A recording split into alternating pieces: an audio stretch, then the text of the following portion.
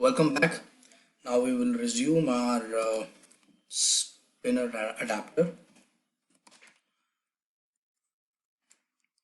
I will have to set an on-click listener on item selected listener. Be wary of these listeners.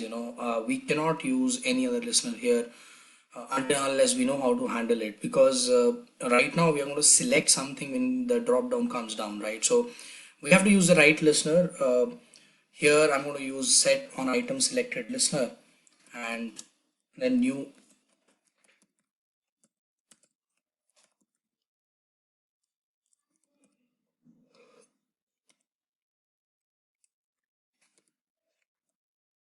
on item selected listener.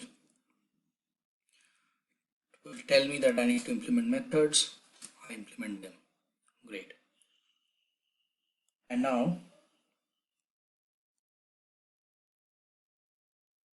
I will have to write a toast here.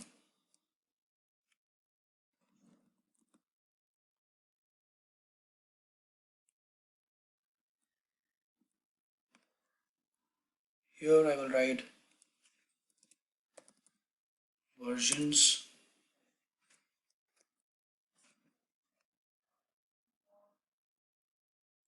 I is not getting resolved. That's because I will have to write position here. Yeah, because position is coming as an input parameter, so I will write positions here. And then I will show the toast. Yeah. After this, I will also have to set the text in my text view.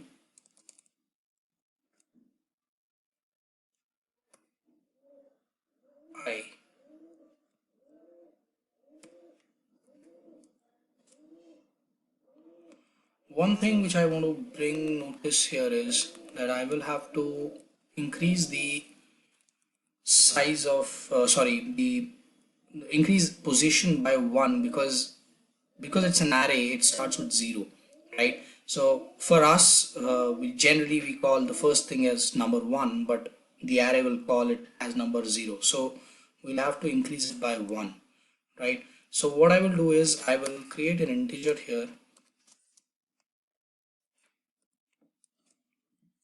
plus 1, and here I will write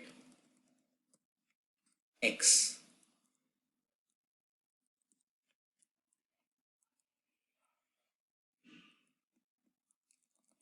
This is a default method which need not be touched, so we're good to go. Let's run this program and see what happens.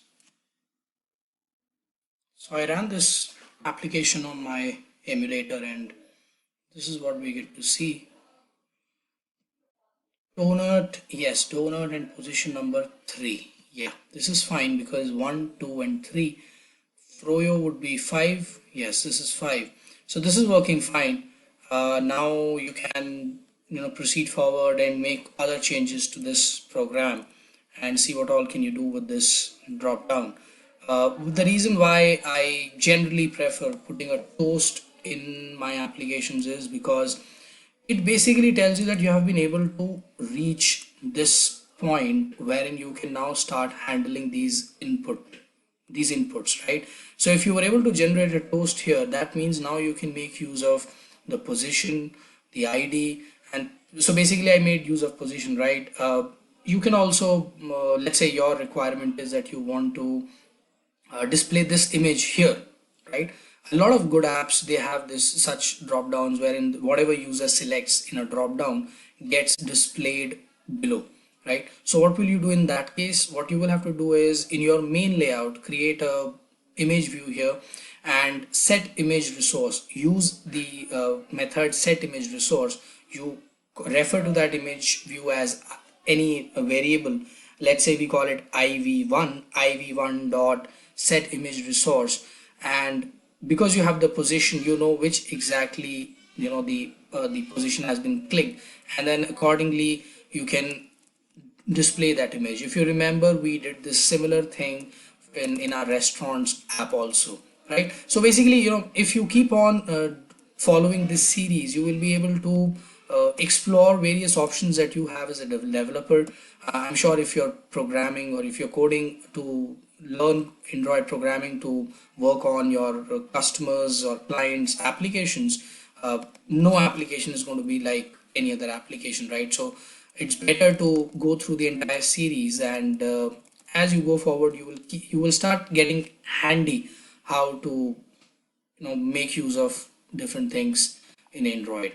So this is done. Let's meet in our next session, wherein we will be working on navigations. What all can you do with navigations? And navigation, we'll discuss what exactly is navigation. It's a very interesting concept that Android introduced some time back. So this makes your apps look very sleek and very handy and user friendly, basically. Right. So until then, see you. Bye bye. Take care.